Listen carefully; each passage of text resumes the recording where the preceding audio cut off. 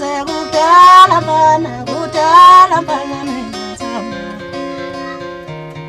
Usekudala mana kudala mana ngewamfo Ungangitshala limbana ngoba wena wasedo